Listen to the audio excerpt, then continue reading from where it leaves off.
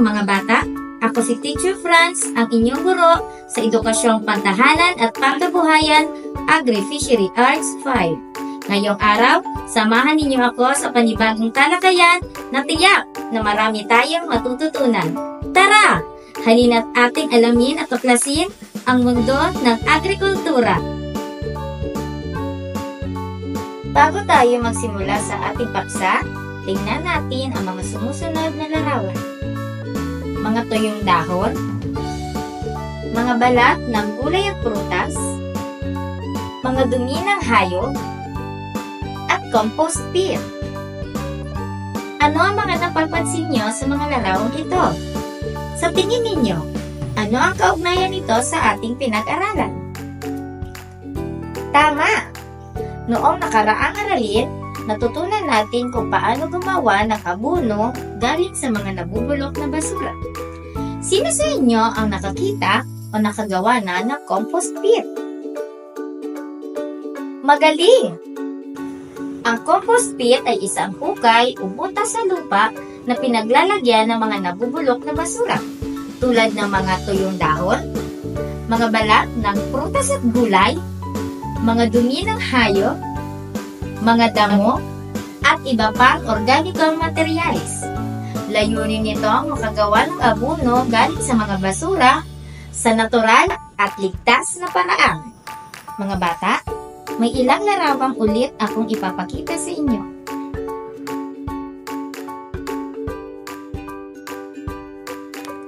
Ano ang inyong nakita sa mga larawan? Ano ang magiging epekto nito sa mga pananim? Ngayong araw, aalamin natin kung paano pa natin mapakikinabangan ang kalikasan. Hindi lang sa paggawa ng abono, kundi pati sa mas malusog at ligtas na paraan ng pagtatanim. Sa bahaging ito ay may ipakikita ulit akong dalawang larawan. Ano ang nakikita ninyo sa larawan A? Ano naman sa larawan B? Kung ikaw ang magsasaka, alin ang pipiliin mong paraan ng pagtatanim? Bakit? Yan ang tatalakayin natin ngayong araw. Masistemang pagsugpo ng peste at kulisap gamit ang intercropping at paggamit ng organikong pestisidyo. Ang mga peste at kulisap katulad ng aphids, caterpillar, beetle at iba pa ay suliranin sa mga halamanan. Nabubuhay ang mga ito sa pagkain ng mga bahagi ng halaman katulad ng ugat, dahon, malalambot na bahagi ng sanga, bulaklak at prutas. Nararapat lamang na sugpuin ang problemang dulot nito sapagkat ang kalidad at dami ng mga bunga, ang pagtubo at paglaki ng mga halaman at ang gugugulin sa pagtatanim ay higit na naapektuhan. Ngunit, paano ba ito maiiwasan at mapupuksa? Ngayong araw, aalamin natin kung paano nakatutulong ang pagtatanim ng iba't ibang uri ng halaman at paggamit ng mga natural na sangkap sa pagsugpo ng peste at kulisap sa ligtas at masistemang paraan. Ano ang intercropping? Ang intercropping ay ang pagtatanim ng dalawa o higit pang uri ng halaman sa iisang taniman. Halimbawa, pagtatanim ng mais kasabay ng munggo o kamatis. Ito ay isang paraan upang maiwasan ang mabilis na pagkalat ng peste sa mga tanim. Narito ang mga halimbawa ng intercropping. Paano ito nakatutulong laban sa peste? Iba-ibang halaman ang naglalabas ng natural na amoy o kemikal na hindi gusto ng mga insekto. Ang ilang halamang kasama ay maaaring magsilbing harang o panangga laban sa peste. Nakalilito ito sa mga insekto dahil hindi puro iisang tanim ang nakikita nila, kaya nahihirapan silang dumami at manira. Narito ang mga halamang gulay at ang kabagay na pananim. Una, magtanim ng pipino kasama ang mais, labanos at talong. Pangalawa, magtanim ng kamote kasama ang mais, kamuting kahoy at tuber. Pangatlo, Magtanim ng patatas kasama ng bawang, beans at mais. Pang-apat, magtanim ng litsugas kasama ang carrots, labanos at pipino. At ang pang-lima, magtanim ng sibuyas kasama ng litsugas, beets at kamatis. May dalawang uri ng intercropping. Una, ang tinatawag nating mixed intercropping.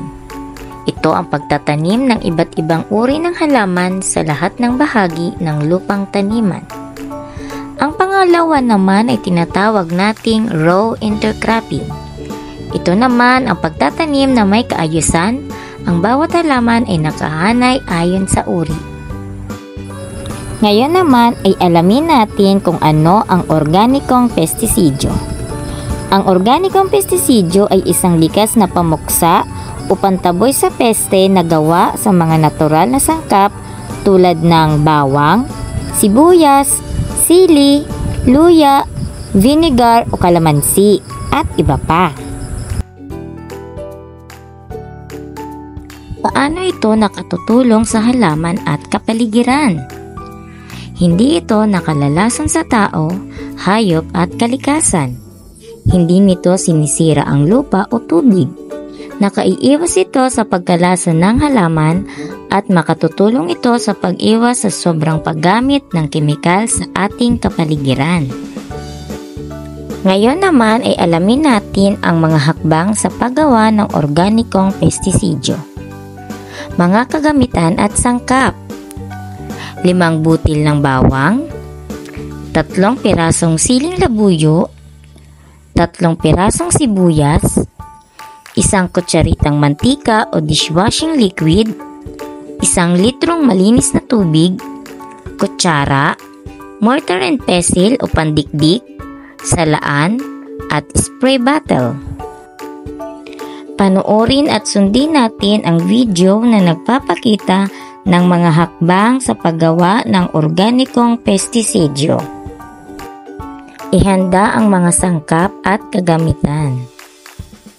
Gamit ang almirez o pandikdik, durugin ang bawang, sibuyas at sili hanggang sa maging pinong-pino ang pagkadurog. Ilagay ang mga dinurog na sangkap sa 1 litrong tubig at maglagay ng 1 kutsaritang mantika. Maaari din ang sabong panlaba o dishwashing liquid. Haluin ito ng maigi. Ang mantika ay tumutulong para dumikit ang pestisidyo sa dahon ng halaman. Salain at ibuhos ang likido sa 1 spray bottle para madaling gamitin. Gamitin ito tuwing umaga o hapon, 2 hanggang 3 beses sa 1 linggo. I-spray ito sa ilalim at ibabaw ng mga dahon. Naunawaan ba mga bata? Ang 2 uri ng pampuksa sa mga peste at kulisa gamit ang intercropping at paggamit ng organikong pestisidyo. Ngayon, handa na ba kayo para sa maikling pagsasanay? Magaling! Pagsasanay A. Lagyan ng check kung tama ang pahayag at X naman kung ito ay mali. Una, ang organikong pestisidyo ay ligtas gamitin dahil ito ay gawa sa natural na sangkap. Tamang sagot ay check. Pangalawa, ang intercropping ay isang masistemang pagsugpo ng peste at kulisap. Tamang sagot ay check. Pangatlo, kailangang alamin ang magkakabagay na pananim bago sama-samang itanim sa hardin. Tamang sagot, check. Pang-apat, mainam na i-spray ang organikong pestisidyo sa tanghaling tapat upang mabilis itong tumalab. Tamang sagot ay X. At ang pang-5, ang aphids, caterpillar, beetle at iba pa ay suliranin sa hardin. Tamang sagot, check. Pagsasanay B. Ilagay ang bilang 1 hanggang 6 upang maipakita ang tamang pagkakasunod-sunod ng mga hakbang sa paggawa ng organikong pestisidyo. A. Salain ang pinaghalong bawang, sibuyas, sili at tubig upang matanggal ang mga buo-buong laman. B.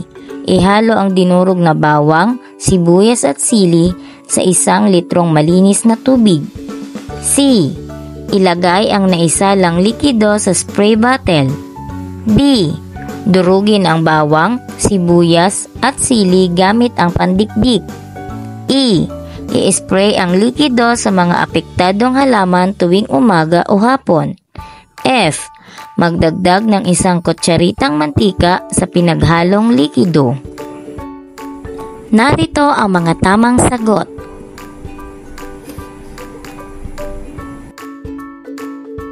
Mahusay mga bata, lahat ng katanungan ay nasagot ninyo ng gusto. At dahil dyan, narito ang 5 bituin para sa inyo. Naunawaan niyo ba ang ating paksa ngayong araw tungkol sa intercropping at paggamit ng organikong pestisidyo? Mahalaga ba ang mga ito? Mayroon bang magandang naidudulot ito sa ating kapaligiran at sa tao?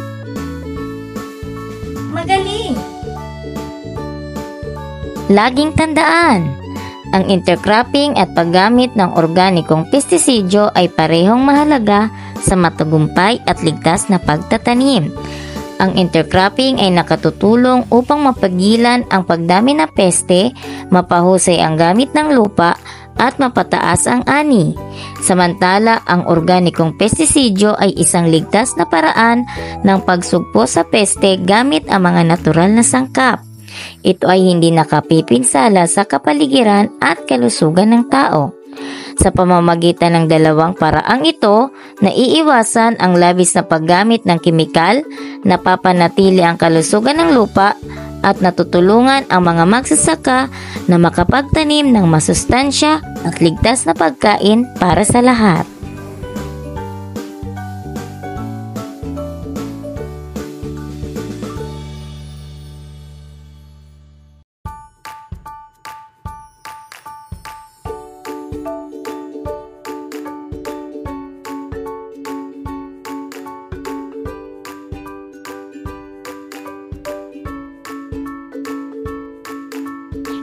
At dyan nagtatapos ang ating aralin ngayong araw.